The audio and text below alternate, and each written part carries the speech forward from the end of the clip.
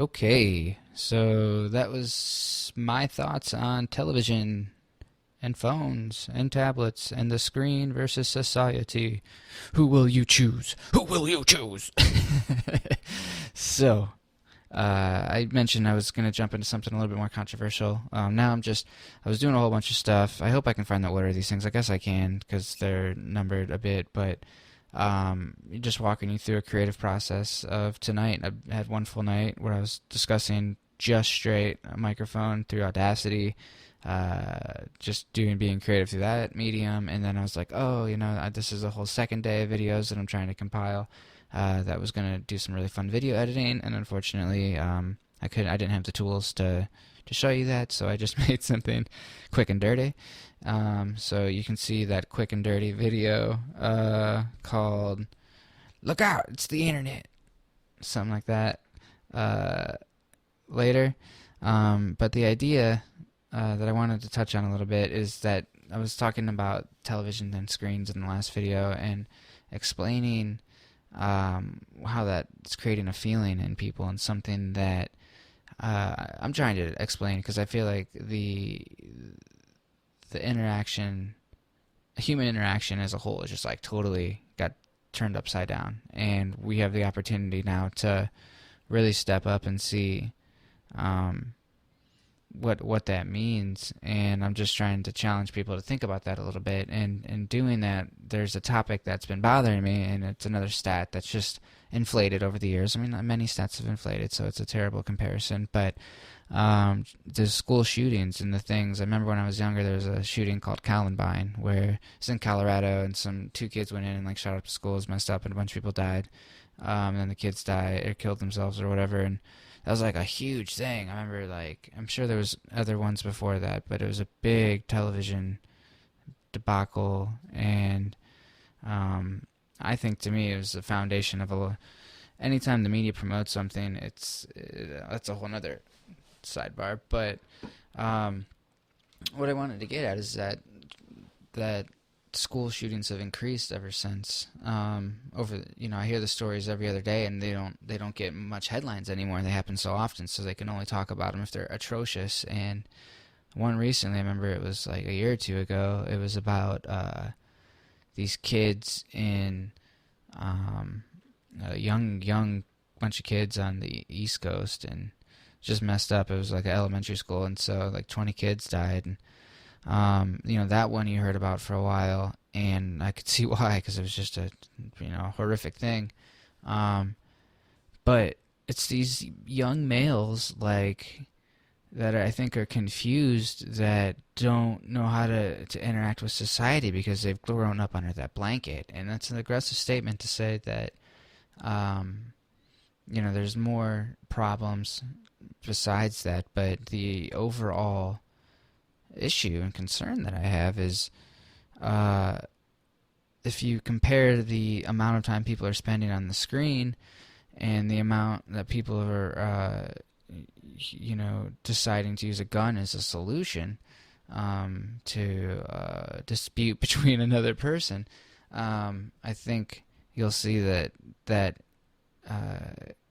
it has grown at a similar rate. And I think it goes back to that feeling. And I'm not saying like, oh, this dude's crazy. He just, subconsciously said like he's got a feeling that's gonna shoot people. But I guess what I'm getting at is I have a feeling of separation between society, because sometimes you'll be with somebody and they'll just be on their phone at the wrong time. I mean, everyone's got this story. It's like you want to engage and interact. You have a great thing that happened during the day or whatever, and you're like, oh, I gotta tell somebody about this thing, and they don't want to interact with you, and they look at the screen or the phone, and it's for just a small moment. You might be hurt or frustrated, and when you're continually blocked by that screen, I think, like I was mentioning in some of the previous videos, that you're separated and you're not able to engage as much because you're detached or not associated with a group. And I think what happens is a group of people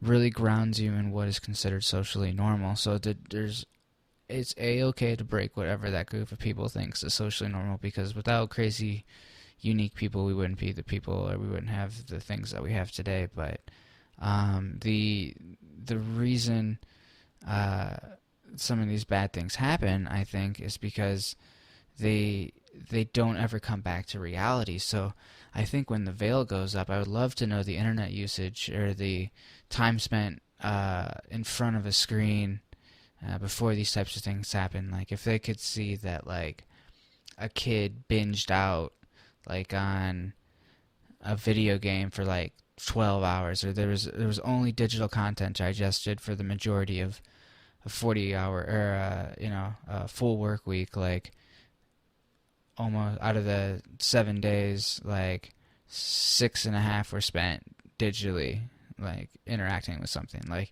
that type of disengagement, I'm sure that's an extreme, and I'm sure there's cases that show that, and I'm also sure there's cases that show none. So but I guess what I think is interesting is like I could see it being a deep dive into whatever rabbit hole they're going down, because I've said this just before offline, but the internet's an amazing thing because it gives you the power of everything at your fingertips. So, and that allows anyone to go down any rabbit hole that they would once have to do in the privacy of their home, and take the time to sit in front of a computer and choose that engagement. That engagement's now following you around, and that opportunity to do whatever you wanted to do online is there. So sometimes that's good, and you're just, now you can hunt for houses wherever you want, or look for jobs, or buy something on eBay or whatever. Or there's more sinister or like darker, like different types of stuff. And so I think it's scary because everyone is able to choose whatever they want, and to indulge your deepest fantasies is a click away. And now you can be associated and actually further engulfed in that community that is your passion. So just look at the World of Warcraft or whatever. Like those guys and those people are a part of the game. They have a character. They've spent time. They've built it up. Like they're fully becoming that avatar in a certain level. I mean, don't get me wrong. Most people know that that's just something for them to do. And World of Warcraft players, I've dabbled a touch. Or like I've tried it, kind of. I don't have an account, so don't look for it. But I mean, I've seen other people play it and that type of stuff. So I'm not knocking games, because everyone has games that keep them busy. But what I could use another example of, like, if you have a blog, you've spent time on that blog, you built it up. That's a digital representation of you. You're gonna want to nurture it. You're gonna want to take care of it. I heard there was a study, I don't know if it was in Japan or something, and to kids that were like digitally addicted to their games, they would just threaten to delete their avatar, and the parent would get them to do whatever they wanted. If they're like, we're gonna delete your video profile, next thing you know, they're cleaning the room. So, and they wouldn't. So otherwise, with yelling or there was no other way to get them off the computer, and so, except for taking away whatever that is they're constructing on the computer, and so I guess I'm just showing how much kids are attached to the computer, and how easy it is to decide I want to engage with a screen over a person, and that just makes my heart sink. I know Darcy and I sit at home sometimes, and I'm just thinking about it now, and I spend more time looking at a screen than I do looking at her, and God, I hate it. Like, I hate the fact that there's two awesome people sitting in a room, and both of us are just looking at a screen and not talking and being and learning. And like, I don't want to get comfortable like that. And the screen and screens do that. So I guess I just admitted one of my own faults. Darcy, baby, it's all good. I love you. But it's that balance of me choosing a screen before interacting with her, because we spend so much time together all the time, and I guess it's because I feel most comfortable around her, but still, that's the engagement that I'm challenging people to have. So I guess getting back to my initial point, and this kind of overall, this one stretched out a little bit, but the concept that I'm getting at is the engagement by some of these people that are mentally unstable and do these types of shootings further enhanced by the visibility that or the amount of television that they're taking in, or any type of screen, not just television. Like, if you could look at the data before everything in these current modern age shootings, how much revolves around a dark content history, web browser history type of deal, digital footprint type of history, and are there signs to stop it? So just, I was going to jump off, but I think an idea out of all this, because I love to construct an idea and I don't know how you would use it, somebody that's in the psychology field. Maybe I should get it out before I forget it. I'm getting a little nervous because I can feel it fading. I remember. So to basically, to monitor these kids that are going down a dark place, there's the history. People have the history and the content of the content used, but what if a certain amount of negative websites, so just as simple as rating every single website out there as negative or positive, so and maybe different levels of negative and positive, but if you go to a porn site, negative. If you go to research something on Google that's about a Yahoo article, like, that's fine. You're just taking in content. But maybe if you're taking in content for over X amount of time, it becomes negative. So everything becomes negative. But negative over time, because I think the idea is getting people off of the computer. But my thought was, can you put in a security type of system to monitor children through the history that they're constructing on their data history? So it would be like, you would hit, like, after 200 bad websites, or I don't know, maybe that's way too much. After 10 bad websites, you would get a little trigger, a post to whoever was setting the account for the child that would say, like, hey, please step in and know that these websites were visited, and be alarmed that you're in a moderate, the viewing, the intake of the contents, the intake of the screen. I will just stick with the internet now, because this is, I think, the best way to construct it through the data history.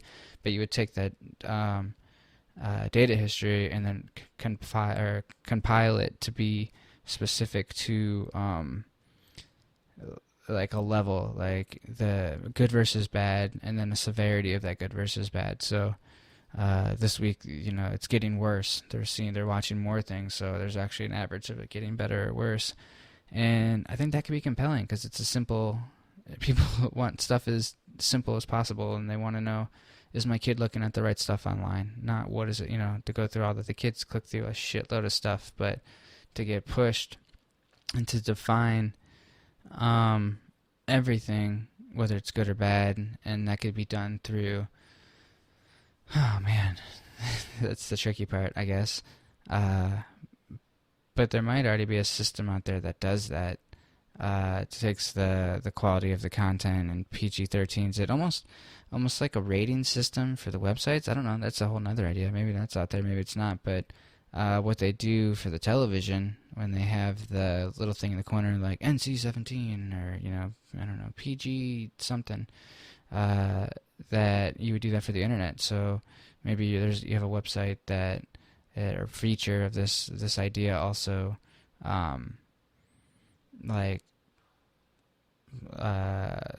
stamps it in the corner of the website. So it just, once you have it installed, it permanently lives on the website. So as you're clicking through, the kid knows, like, dude, it's a PG-13 website. You're just PG. Like, what are you doing?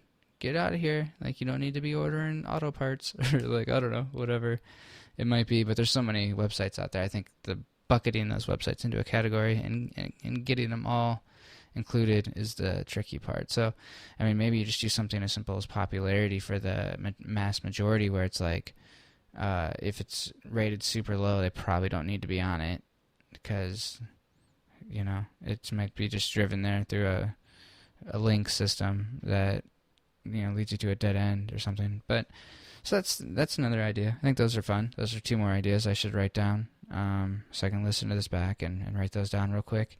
But yeah, I'm gonna leave you with that. We went 5 minutes over, so for some reason 10 minutes is this is as much time as I think you're gonna give me. So, thanks for let me take 15 of yours, and I'll catch you guys later. Have a good one. I would say, if this was the final blog, go to this place and do this and buy this, and maybe I will in the future if I get a format down. But until then, ta-ta.